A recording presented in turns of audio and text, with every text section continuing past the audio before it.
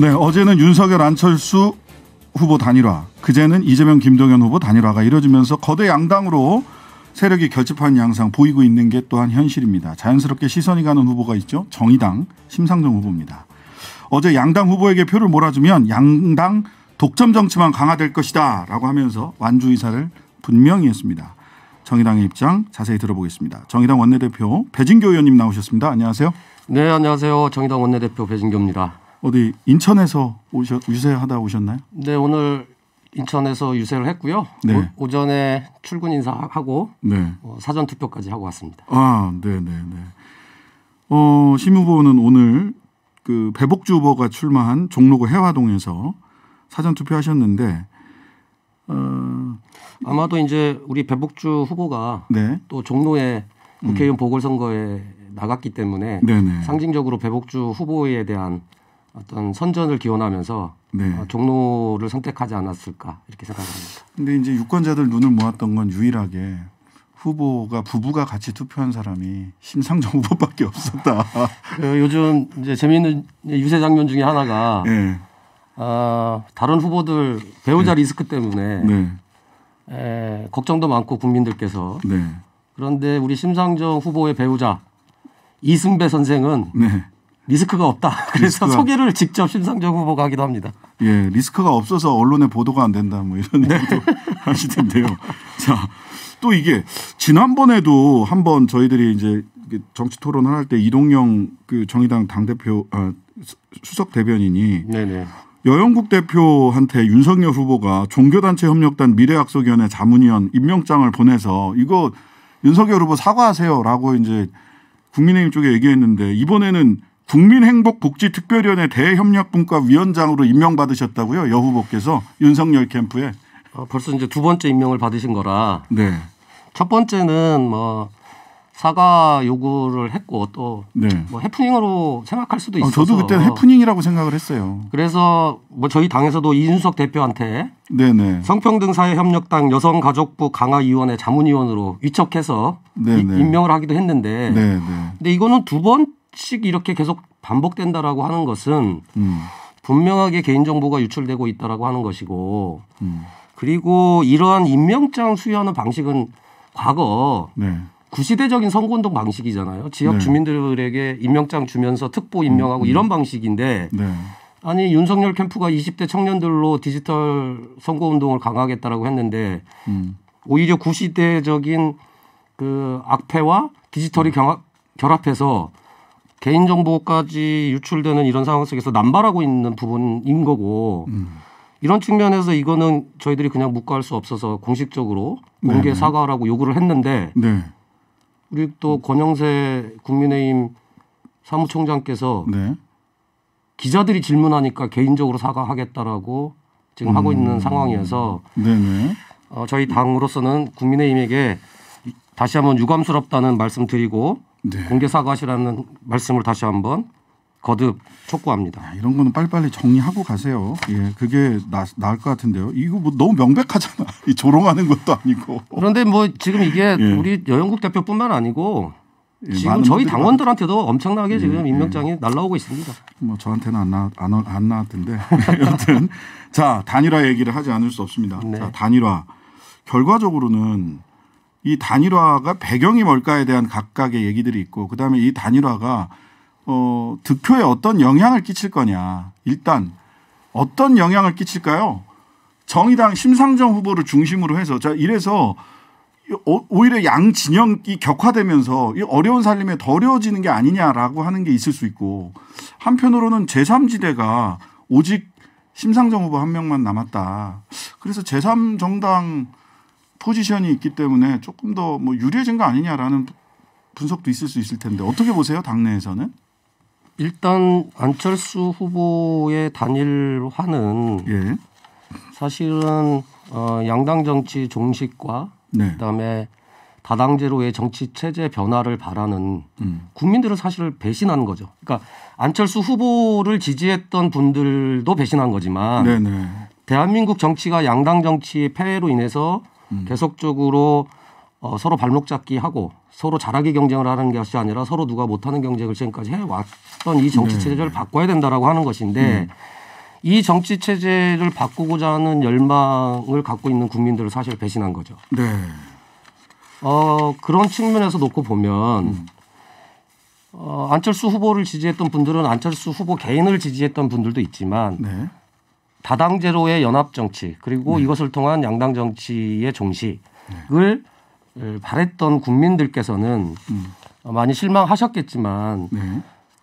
지난 20년간 양당 정치 종식을 위해서 진보 정치의 길을 정말 어렵고 풍참노숙하면서 지켜왔던 우리 심상정 후보와 정의당 네. 많이 부족하고 또 채워야 될 부분이 많이 있으나 네.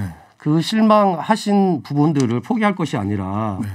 심상정 후보를 지지함으로 인해서 네. 오히려 다당제 연합 정치 그리고 양당 정치 종식이라고 하는 국민들의 열망을 두 자릿수를 만약에 저희들 심상정 후보가 얻는다면 더 가속화시킬 수 있다. 네네. 이런 측면에서 이미 이제 깜깜이 선거로 들어가 있습니다만은 네. 깜깜이 들어가기 전 여론조사를 보더라도 네. 그런 희망이 담긴 여론조사 결과들이 좀 있습니다. 그래서 현재 저희 정의당은 어제 윤석열 안철수 후보 단일화 선언 이후에 저희도 긴급 대표단 의원단 회의를 했고 네, 어제 오전에 하시더라고요. 광역시도당 위원장들 연석회의를 통해서 다당제 연합정치 그리고 양당정치 종식이라고 하는 이 정치체제 변화를 위해 심상정 후보의 두 자릿수 지지율을 확보하기 위해서 마지막까지 최선을 다하자는 결의를 했고 네네. 그런 의미를 담아서 어제 우리 심상정 후보도 기자회견을 통해서 완주하겠다라고 하는 의사를 밝혔습니다. 그 안철수 후보는 다당제가 소신이다 그러면서 합당까지 하셨어요. 또 한편에서는 자 연합정치 하는데 연합정치 통합정치를 하자라고 이재명 후보가 이야기를 했기 때문에 윤석열 당선되면 다당제 안 되는 거 아니냐. 다당제 연합정치 안 되는 거 아니냐. 그러니까 이재명 후보랑 단일화해라 내지는 뭐 지금부터 연합정치 해야 되는 거 아니냐. 이런 이런 이야기들이 당연히 또 이제 선거 막판이 되면 항상 듣는 얘기잖아요. 어떻습니까? 예, 그렇습니다. 저는 후보 단일화를 하더라도 합당은 안 할 것이라고 예상을 했는데 저도 사실은 그랬어요. 그러니까 김동연 후보는 단일화하되 합당은 안 했어요. 네네. 네. 그런데 합당까지 한 이유는 도대체 뭘까? 네네. 그러면은 합당 선언하기 전에 호남에서 네. 바른미래당하고 합당했던 거 사과했죠. 호남 우리 이제 그 유권자분들께 수기 없이 합당해서 사과를 했는데 그랬죠. 그러면 국민의힘 전신인 자유한국당하고 합당 안 한 것을 사과한 건지 네? 오히려 네. 조그만 보수당이랑 합당한 걸 사과한 거다. 그렇죠. 예. 그런데 이제 제가 생각하기에 합당 문제와 관련해서는 이준석 대표와 이태규 의원이 어쨌든 이제 만나서 향후 단일화 문제가 아니라 합당 관련된 논의가 했는데 네. 이준석 대표하고 이태규 의원이 얘기가 잘 안 된 거잖아요. 그래서 결론적으로는 이제 결렬이 된 거다. 이렇게 지난 2월 23일 날 서로 이제 폭로전을 한 거잖아요. 네. 그러니까 아마도 윤석열 후보와 안철수 후보가 그동안의 정권 대리인이었다라고 윤석열 후보가 밝혔던 장제원 의원, 이태규 의원이 합의했던 거에다가 합당 문제까지 던진 거 아니냐. 결론적으로는 안철수 후보가 기자들의 질문에 자기는 행정을 안 해봤다. 그러면 이제 결론적으로는 공동정부에 참여하겠다라고 하는 것이고 그렇죠. 후보 입장을 배려한다면 국무총리 정도 수준일 텐데 네네. 그러면 안철수 후보가 입각을 하고 나면 그러면 남아있는 이제 국민의당 지지자들 함께 했던 분들에 대해서는 어떻게 할 거냐. 결론적으로는 이태규, 권은희 이런 분들 당장 어디로 가시나. 그러니까 결론적으로는 이제 의원들도 의원이지만 지방선거를 또 준비하시는 분들 있잖아요. 네.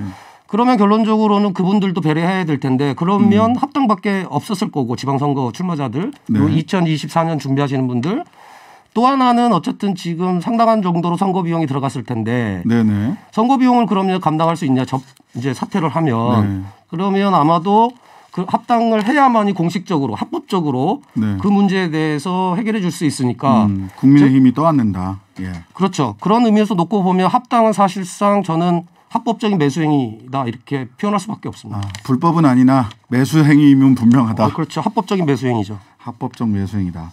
자, 정의당이 이 각각의 이제 복식조가 되면서 후보들이 일부 또 뭐 지지가 빠질 수도 있고 또 지지가 더 올라갈 여지도 있고 하는데 어쨌든 현재로서는 지지율이 낮습니다.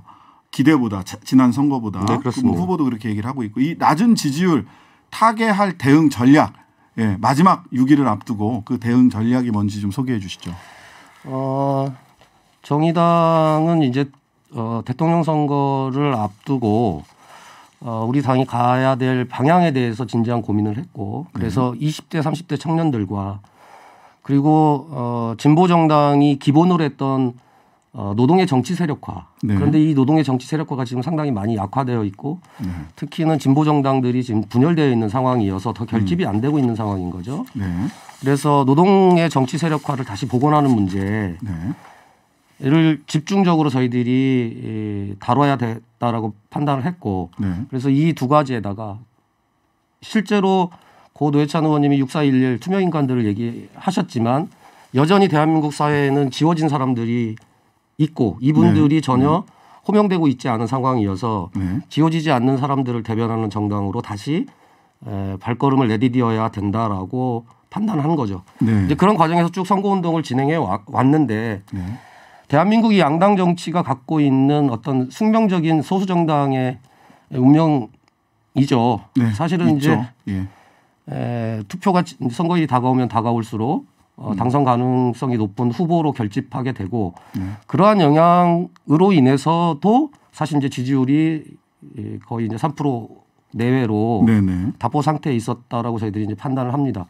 그런데 앞서 말씀드렸다시피 대한민국 정치 변화를 바라고 계시는 대한민국의 국민들께서 이번 안철수 후보의 사태로 이제는 포기하시는 게 아니라 심상정을 통해서 그 정치 체제 변화를 만들어 주십사 하는 이제 호소를 들을 예정이고요. 그 호소를 통해서 적어도 심상정 후보가 마지막 TV 토론에서 말씀하셨던 두 자릿수 지지율을 목표로 최선을 다해서 선거 운동을 할 예정이라는 말씀드리겠습니다. 다당제를 원하신다면 심상정을 선택해달라라는 말씀까지 배진교 정의당 원내대표님이었습니다. 감사합니다.